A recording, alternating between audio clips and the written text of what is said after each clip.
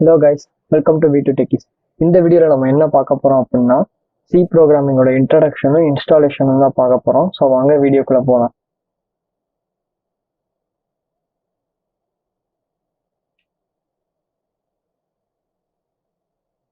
So first பார்த்தீங்க அப்படின்னா எப்பயுமே ஹிஸ்ட்ரி வந்து ரொம்ப இம்பார்ட்டன்ட்டு சொல்கிறது தான். ஸோ சி ப்ரோக்ராமிங்கோட ஹிஸ்ட்ரி தான் பார்க்க போகிறோம். So C programming language was developed in 1972 by Dennis Ritchie at Bell Laboratories located in the USA. 1972 first வந்து சி ப்ரோக்ராமிங்கை டெவலப் பண்ணாங்க. யார் டெவலப் பண்ணா அப்படின்னு பார்த்தீங்கன்னா டென்னிஸ் ரிச்சே அப்படின்ற ஒருத்தவர் சி ப்ரோக்ராமிங்கை டெவலப் பண்ணியிருக்காரு. எங்கன்னு பார்த்தீங்கன்னா பெல் லெபராட்டரியில் வச்சு இதை டெவலப் பண்ணியிருக்காரு.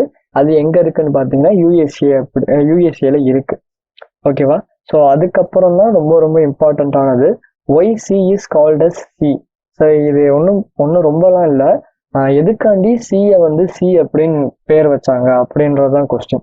ஓகேவா? ஸோ இதோட ஆன்சர் பார்த்தீங்கன்னா ரொம்ப வந்து ஒரு காமெடியாக தான் இருக்கும். Because C comes after B. So பிக்கு அப்புறம் சி வர்றனால இதுக்கு சி அப்படின்னு பேர் வச்சுன்னா அவர் ஸ்டேட்மெண்ட் கொடுத்துருக்காரு. ஸோ இது எதனால இதுக்கு பின்னாடி இருக்கிற ஸ்டோரி என்னன்னு பார்த்தீங்கன்னா, ஸோ ஃபர்ஸ்ட் அவர் டெவலப் பண்ணி முடிச்ச உடனே இதுக்கு பி லாங்குவேஜ் அப்படின்னு தான் பேர் வச்சாரு. எதனால பார்த்தீங்கன்னா பெல் லெபராட்டரியில் டெவலப் பண்ணியிருக்கனால இதை பி லாங்குவேஜ் அப்படின்றதான் பேர் வச்சாரு. பட் அந்த டைம்ல பி லாங்குவேஜ்னு ஆல்ரெடி ஒரு ப்ரோக்ராமிங் லாங்குவேஜ் இருந்துச்சு.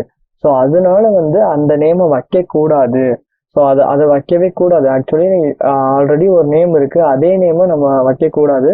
ஸோ அதனால அந்த நேம் வைக்கக்கூடாது அப்படின்ற ஒரு ரீசன்காண்டி என்ன பண்ணியிருக்காருன்னா பிக்கு அப்புறம் என்ன வருது, சி தானே வருது. ஸோ பி லாங்குவேஜுக்கு அப்புறம் சி லாங்குவேஜ் வர்றனால சி லாங்குவேஜ் அப்படின்ற ஒரு நேம் கொடுத்தாரு. பிக்கு அப்புறம் சி வர்றனால சி அப்படின்னு வச்சோன்னா ஒரு ஸ்டேட்மெண்ட் கொடுத்துருக்காரு. ஸோ அதனால because C comes after B அப்படின்றத ஆன்சர். உண்மையிலேயே இதான் ரியல் ஃபேக்ட். ஸோ அதுக்கப்புறம் பார்த்தீங்கன்னா ஒய் சி லாங்குவேஜ் அப்படின்றது இந்த கொஸ்டின் எல்லாருக்கும் வரும், எதனால சி லாங்குவேஜ் படிக்கிறோம் அப்படின்றது. ஸோ இந்த பாயிண்ட்ஸ் எல்லாம் ஃபர்ஸ்ட் பார்ப்போம். பட் என்னோட பாயிண்ட் ஆஃப் வியூல இருந்து பார்த்தீங்க அப்படின்னா சி ப்ரோக்ராமிங்கை ஃபர்ஸ்ட் லாங்குவேஜாக படிக்கிறது ரொம்ப ரொம்ப கரெக்டான விஷயம். அதுவும் இல்லாமல் ரொம்ப ரொம்ப பெஸ்ட்டாகவும் இருக்கும்.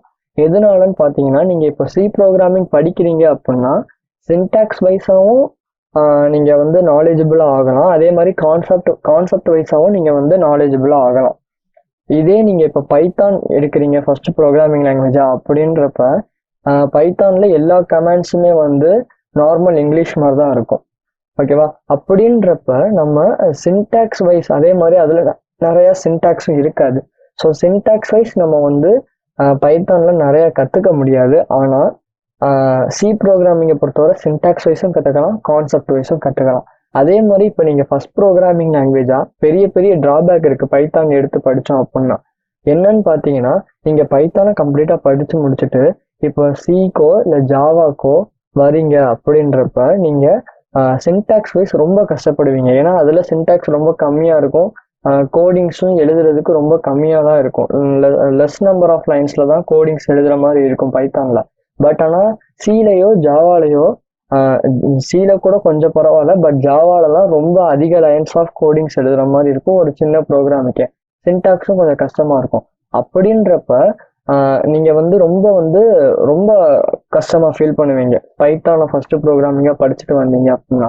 இதே வந்து சிஏ ஃபஸ்ட்டு ப்ரோக்ராமிங்காக படிச்சிருந்தீங்க அப்படின்னா உங்களுக்கு சின்டாக்ஸ் வைஸும் ஒரு நாலேஜ் இருக்கும். சின்டாக்ஸ்னு இப்படி தான் இருக்கும், இந்த மாதிரி கொடுக்கணும் அப்படின்ற ஒரு நாலேஜ் இருக்கிறனால நீங்கள் ஜாவா இல்லைனா வந்து அதுக்கு மேலே ஜாவா ஸ்கிரிப்ட் இந்த மாதிரி ப்ரோக்ராமிங் லாங்குவேஜ் நிறையா போகிறப்ப நீங்கள் ரொம்ப ஈஸியாக ஃபீல் பண்ணுவீங்க. ஸோ இதுதான் ரொம்ப ரொம்ப மெயினான ஒரு பாயிண்ட். ஸோ அதுக்கப்புறம் இந்த பாயிண்ட்ஸ்லாம் பார்த்தீங்கன்னா ஈஸி டு லேர்ன். ஆமாம், கண்டிப்பாக சி வந்து லேர்ன் பண்ணுறதுக்கு ரொம்ப ஈஸி தான். Procedural programming. ஸோ ப்ரொசீஜரல் ப்ரோக்ராமிங்னா என்னன்னு பார்த்தீங்கன்னா சிம்பிளாக சொல்லணும்னா user specify what to do and how to do. இதை எப்படி பண்ணணும்,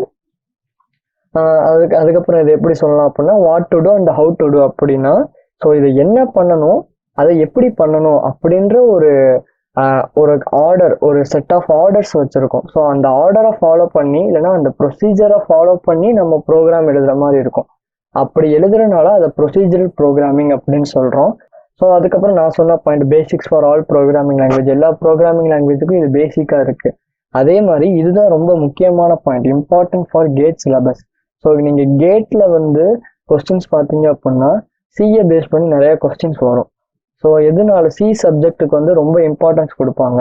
ஏன்னா இது பேசிக்ஸ், இதில் நம்ம நல்ல நாலேஜாக இருந்தோம்னா ஸோ கண்டிப்பாக நம்ம மற்ற எல்லாத்துலேயுமே நாலேஜாக இருப்போம் அப்படின்றதுக்காண்டி தான் ஸோ சிஏ வந்து அவங்க ரொம்ப இம்பார்ட்டன்ஸ் கொடுப்பாங்க கேட்டில்.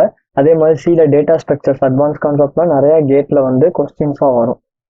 அதனால கேட்டுக்கு ப்ரிப்பேர் பண்ணுறவங்க கண்டிப்பாக சி படிச்சே ஆவாங்க அவங்க. அதுக்கப்புறம் இன்டர்வியூ பெர்ஸ்பெக்டிவ்ல எவ்வளோ இம்பார்ட்டன்ட் அப்படின்னு பார்த்தீங்கன்னா, இன்னும் வர சி ப்ரோக்ராமிங்ல சி கான்செப்ட் யூஸ் பண்ணி கொஸ்டின்ஸ் கேட்டுக்கிட்டு தான் இருக்காங்க, அதில் ப்ரோக்ராம்ஸ் கேட்டுக்கிட்டு தான் இருக்காங்க இன்டர்வியூவில். எதனாலன்னு பார்த்தீங்கன்னா அதே மாதிரி தான். ஸோ ஒரு சிஎஸ்சி ஐடி ஸ்டூடெண்ட்டாக இருந்தால் சி ப்ரோக்ராமிங் கண்டிப்பாக அவனுக்கு தெரிஞ்சிருக்கணும். ஸோ ஏன்னா அதுதான் பேசிக்கான ஒரு ப்ரோக்ராமிங் லாங்குவேஜ் அப்படின்றதுக்காண்டி. ஸோ அதுக்கப்புறம் features of C programming language. So C programming லாங்குவேஜோட ஃபியூச்சர் அப்படின்னு பார்த்தீங்கன்னா ப்ரொசீஜரல் லாங்குவேஜ் நான் சொன்னது தான். அதுக்கப்புறம் fast and efficient. C programming வந்து பைத்தானை கம்பேர் பண்ணுறப்ப ஃபாஸ்ட்டாக தான் இருக்கும். அதே மாதிரி பைத்தானில் இருக்கிற நிறைய மாடியூல்ஸே வந்து சி ப்ரோக்ராமிங் யூஸ் பண்ணி தான் பில்ட் பண்ணியிருக்காங்க. சி ப்ரோக்ராமிங் பைத்தானை கம்பேர் பண்ணுறப்ப ஃபாஸ்ட்டாக தான் இருக்கும். அதே மாதிரி லைப்ரரிஸ் வந்து அதாவது ஹெடர் ஃபைல் அப்படின்னு சொல்லுவோம். நிறைய பில்டிங் ஃபங்க்ஷன்ஸ் நம்மகிட்ட இருக்குது சியில். எப்படின்னு பார்த்தீங்கன்னா நீங்கள் வந்து பில்டிங் ஃபங்க்ஷன் அப்படின்றப்ப நீங்கள் ஒரு பெரிய டாஸ்க்கை வந்து ஒரே லைனில் வந்து ஒரே ஃபங்க்ஷனில் முடிக்கிற மாதிரி இருக்கும். அதுக்கப்புறம் போர்ட்டபிலிட்டி. ஸோ இந்த போர்ட்டபிலிட்டினா என்னன்னு பார்த்தீங்கன்னா, இப்போ எக்ஸாம்பிளுக்கு எப்படி சொல்லலாம், நீங்கள் கோட் பண்ணுறீங்க, நீங்கள் அதை கோட் பண்ணிட்டு அதுக்கப்புறம் நீங்கள் காப்பி பண்ணிடுறீங்க. அந்த கோடை காப்பி பண்ணிட்டு உங்கள் பிசிலேயோ, இப்போ நீங்கள் லேப்டாப்பில் கோட் பண்ணி முடிச்சிருக்கீங்க, அவுட்புட் வந்துருச்சு, அதே கோடை எடுத்து இப்போ நீங்கள் உங்கள் பிசியில் போடுறீங்க அப்படின்னா எந்த வித கான்ஃபிகரேஷனும் தேவை கிடையாது. அப்படியே அதே கோடை ரன் பண்ணிங்கன்னா சேம் அவுட்புட் தான் வரப்போகுது. இதே வேறு ஓஎஸ் வச்சிருக்க இன்னொரு பிசியில் போய் போட்டாலும் அதே அவுட்புட் தான் வரப்போகுது. ஸோ போர்ட்டபிலிட்டி நம்ம ஒரு வாட்டி டைப் பண்ணிட்டா போதும், அதை எங்கேனாலும் நம்ம ரன் பண்ணிக்கலாம். ஸோ இதுதான் போர்ட்டபிலிட்டி. அதுக்கப்புறம் ஈஸி டு எக்ஸ்டெண்ட். ஸோ இது என்னன்னு பார்த்தீங்கன்னா, இப்போ நீங்கள் கோட் பண்ணி முடிச்சுட்டீங்க, அந்த கோடிங் அந்த ப்ரோக்ராமை இன்னும் எக்ஸ்டெண்ட் பண்ணணும். அப்படின்றப்ப நீங்கள் எக்ஸ்டெண்ட் பண்ணணும்னா மொத்தமாக மாற்றி அப்படிலாம் பண்ணணும்னு அவசியம் கிடையாது. ஸோ இப்போ இருக்கிறதுலையே கொஞ்சம் சேஞ்சஸ் பண்ணி நெக்ஸ்ட் லைன்ஸ் ஆஃப் கோட் நம்ம ஆட் பண்ணிட்டே வந்தாலே போதும், அவ்வளோதான். ஸோ அதுதான் ஈஸி டு எக்ஸ்டெண்ட்.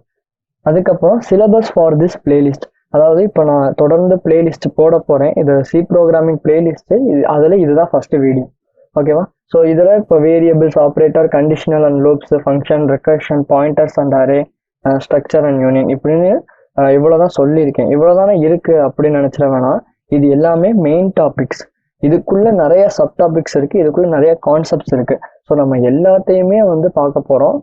இந்த பிளேலிஸ்ட் எப்படி இருக்கும் அப்படின்னா, இதுவரை ப்ரோக்ராமிங்கே தெரியாதவங்க இப்போதான் புதுசாக ப்ரோக்ராமிங் ஸ்டார்ட் பண்ணுறீங்க அப்படின்னா ரொம்ப ரொம்ப யூஸ்ஃபுல்லாக இருக்கும். ஏன்னா ரொம்ப ரொம்ப பேசிக்ல இருந்தால் ஸ்டார்ட் பண்ண போகிறோம். ஸோ அதுக்கப்புறம் முக்கியமான பாயிண்ட்டுக்கு வந்தாச்சு, இன்ஸ்டாலேஷன் ஃபார் சி ப்ரோக்ராமிங். நம்ம கோட் பண்ணணும் அப்படின்னா கண்டிப்பாக எடிட்டர் அப்படின்றது ரொம்ப ரொம்ப இம்பார்ட்டண்ட். அது மட்டும் இல்லாமல் ஆன்லைன் எடிட்டர்ஸ் நிறையா இருக்குது. ஸோ நீங்கள் ஆன்லைன் எடிட்டர்ஸ் யூஸ் பண்ணணுன்னாலும் பண்ணிக்கலாம். இல்லை நான் சாஃப்ட்வேர் தான் யூஸ் பண்ணணும் அப்படின்றவங்க நான் ப்ரிஃபர் பண்ணுற சாஃப்ட்வேர் என்னன்னு பார்த்தீங்கன்னா கோட் பிளாக்ஸ். ஸோ சி ப்ரோக்ராமிங்க்கு இது ரொம்ப வந்து யூஸ்ஃபுல்லாக இருக்கும். இந்த கோட் பிளாக்ஸ் ஈஸியாகவும் இருக்கும். ஸோ இது இன்ஸ்டாலேஷன் பார்த்தீங்க அப்படின்னா லிங்க் வந்து டிஸ்கிரிப்ஷனில் இருக்கும். ஸோ நீங்கள் அங்கே போய் எடுத்துக்கலாம். ஸோ நீங்கள் இதுக்குள்ளே வந்துட்டீங்க அப்படின்னா விண்டோஸ் எக்ஸ்பி விசிட்டா 7 அந்த நம்ம என்ன கான்ஃபிகரேஷனுக்கு ஏற்ற மாதிரி, ஸோ எல்லா கான்ஃபிகரேஷனுக்கும் அவங்க ஒரே இதை தான் கொடுத்துருக்காங்க. இப்போ நம்ம சிஸ்டம் கான்ஃபிகரேஷன் 64 பிட்டா இல்லை 32 பிட்டான்னு நமக்கு தெரியணும். ஸோ நீங்கள் 64 பிட் அப்படின்னு பார்த்தீங்கன்னா மேலே இருக்கிறது, அதாவது எந்த நம்பர்ஸுமே கொடுக்கலன்னா அது 64 பிட், 32 அப்படின்னு மென்ஷன் பண்ணியிருக்காங்கன்னா அது 32 பிட். ஸோ இதில் வந்து எதை டவுன்லோட் பண்ணணும் அப்படின்னா, இப்போ ஏன் லேப் கான்ஃபிகரேஷன் 64 பிட், ஸோ அதனால இதை தான் நான் டவுன்லோட் பண்ணணும். இந்த கோட் பிளாக்ஸ் மின் ஜிடபிள்யூ அப்படின்னு இருக்கு பார்த்தீங்களா. ஸோ எதனால இதைத்தான் பண்ணணும் அப்படின்னு சொல்கிறேன் அப்படின்னா, ஸோ இந்த மின் ஜிடபிள்யூக்குள்ள நமக்கு ஜிசிசி கம்பைலரோட வரும். ஏன்னா நம்ம லேப்ல கம்பைலர் இருக்காது, சி ப்ரோக்ராமிங்கோட கம்பைலர் இருக்காது. ஸோ நம்மளால அவுட்புட் பார்க்க முடியாது. நம்ம அந்த பேக்கோட அந்த ஃபோல்டரோட நம்ம டவுன்லோட் பண்ணிக்கிட்டா மட்டும்தான் நம்மளால அவுட்புட் பார்க்க முடியும். அதே மாதிரி என்விரான்மெண்ட் வேரியபிள் செட் பண்ணணும், அதை எப்படின்னு பார்ப்போம். இதை தான் நீங்கள் டவுன்லோட் பண்ணி ஆகணும். அதே மாதிரி 32 பிட் அப்படின்னு பார்த்தீங்கன்னா நீங்கள் இந்த இதை டவுன்லோட் பண்ணுற மாதிரி இருக்கும். ஸோ இப்போ ஆல்ரெடி நான் டவுன்லோட் பண்ணனால இப்போ நான் டவுன்லோட் பண்ணல, இன்ஸ்டாலேஷன்லாம் ஒன்றும் ரொம்ப பெருசாக இருக்காது. ஜஸ்ட் நீங்கள் ஒரு வாட்டி டவுன்லோட் ஆனவுடனே இன்ஸ்டாலேஷன் எப்பயும் நீங்கள் பண்ணுற சாஃப்ட்வேர் மாதிரி தான் இருக்கும், ரொம்ப ஈஸியாக தான் இருக்கும். அதுக்கப்புறம் நீங்கள் ஆஃப்டர் இன்ஸ்டால் பண்ணி முடித்த உடனே உங்கள் ஃபோல்டருக்குள்ளே போனீங்க அப்படின்னா ஃபஸ்ட்டு லோக்கல் டிஸ்க்குள்ளே போகிறீங்க. எங்கே சேவ் ஆகிருக்குன்றது நீங்கள் முதலே கொடுப்பீங்க. ப்ரோக்ராம் ஃபைலில் சேவ் பண்ணணுமா இல்லை ப்ரோக்ராம் ஃபைல் 86ல் சேவ் பண்ணணுமான்ட்டு. ஸோ நான் ப்ரோக்ராம் ஃபைலில் பண்ணியிருக்கேன். இங்கே கோட் பிளாக்ஸ் அப்படின்ற ஒரு ஃபோல்டர் கிரியேட் ஆகிருக்கும் உங்களுக்கு. அதுக்குள்ளே MinGW அப்படின்ற ஒரு ஃபோல்டர் கிரியேட் ஆகிருக்கும். அதுக்குள்ளே வந்து பின் அப்படின்ற ஒரு ஃபோல்டர் இருக்கும். ஸோ நீங்கள் இங்கே இந்த இருக்கிற லிங்கை வந்து அப்படியே காப்பி பண்ணிக்கோங்க. காப்பி பண்ணிட்டு இந்த பாத்தை அப்படியே காப்பி பண்ணிட்டு ஸோ இதை அப்படியே க்ளோஸ் பண்ணிடலாம். இங்கே எடிட் வேரியபிள் அப்படின்றத சர்ச் பண்ணுங்க. ஜஸ்ட் VAR அப்படின்னு போட்டிங்கனாலே edit the system environment variable அப்படின்ற ஒரு இது வரும். ஸோ இதுக்குள்ளே போயிட்டீங்க அப்படின்னா ஒரு மினிட், என்விரான்மெண்ட் வேரியபிள் இதுக்குள்ள இந்த என்விரான்மெண்ட் வேரியபிள் அப்படின்ற ஒரு பட்டனை ப்ரெஸ் பண்ணோடனே இந்த ஒரு பாப்பப் வரும். இதுக்குள்ள பாத் அப்படின்றது இருக்கும். ஸோ இதை டபுள் கிளிக் பண்ணீங்க அப்படின்னா இதில் எல்லா பாத்தும் நம்ம வந்து மென்ஷன் பண்ணியிருக்கிறது எல்லாமே இருக்கும். இப்போ நான் ஆல்ரெடி இதை மென்ஷன் பண்ணியிருக்கேன். நீங்கள் புதுசாக பண்ணணும் அப்படின்னா இங்கே நியூ அப்படின்றத கொடுத்து ஜஸ்ட் பேஸ்ட் பண்ணிடுங்க. பேஸ்ட் பண்ணிட்டு இந்த இடத்துல நான் வந்து இப்போ அன்டூ பண்ணிட்டேன், எனக்கு தேவையில்லை. இப்போ ஓகே அப்படின்றத கொடுக்கணும். ஸோ அதுக்கப்புறம் திரும்ப இங்கே ஓகே கொடுக்கணும். அதுக்கப்புறம் திரும்ப இங்கே ஓகே கொடுக்கணும். ஸ்டெப் பை ஸ்டெப்பாக க்ளோஸ் பண்ணணும். மொத்தமாக க்ளோஸ் பண்ணிட்டோம்னா கரெக்டாக சேவ் ஆகிருக்காது. அதுக்கப்புறம் கரெக்டாக சேவ் ஆயிருக்கா அப்படின்றத நம்ம செக் பண்ணுறதுக்காண்டி நம்ம கமெண்ட் ப்ராம்ப்ட்குள்ளே போய் இப்போ நம்ம ஒரு இதில் ஒரு பாத்தில் இருக்கோம். இப்போ ஜஸ்ட்டு GCC ஒரு கேப் விட்டு ஒரு ஐஃபன் போட்டு வெர்ஷன் அப்படின்னு செக் பண்ணோன்னா எனக்கு இந்த மாதிரி டீட்டெயில்ஸ் வந்துச்சு. எல்லா வெர்ஷனும் அந்த GCCயோட எல்லா டீட்டெயில்ஸ் வந்துச்சு. லாஸ்ட்டில் வந்து GCC வெர்ஷன் 8.1.0 அப்படின்னு வெர்ஷன் காட்டுச்சுன்னா எனக்கு கரெக்டாக இன்ஸ்டால் ஆயிருக்குன்னு அர்த்தம். இல்லை அப்படின்னா எனக்கு கரெக்டாக இன்ஸ்டால் ஆகலை அப்படின்றதான் அர்த்தம். ஓகேவா? ஸோ முடிஞ்சால் இதுக்கு வந்து ஒரு வீடியோ போட தனியாக இதுக்குன்னு ஒரு வீடியோ போட புதுசாக இன்ஸ்டால் பண்ணி அதை என்விரான்மெண்ட் வேரியபிள் செட் பண்ணி அதை ரன் பண்ணி காட்ட ட்ரை பண்ணுறேன். ஸோ அவ்வளோதான். அதுக்கப்புறம் நீங்கள் கோட் பிளாக்கை ரன் பண்ணீங்க அப்படின்னா ஈஸியாக இருக்கும். நம்ம அடுத்த வீடியோவில் கோட் பிளாக்லாம் எப்படி ஒர்க் பண்ணணும் அப்படின்றத பார்த்துக்கலாம். ஸோ அவ்வளோதான் கைஸ் இந்த வீடியோவை பொறுத்தவரை. ஸோ இந்த வீடியோ பிடிச்சிருந்துச்சுன்னா லைக் பண்ணுங்கள், ஷேர் பண்ணுங்கள், மறக்காமல் சப்ஸ்கிரைப் பண்ணுங்கள். Thank you guys.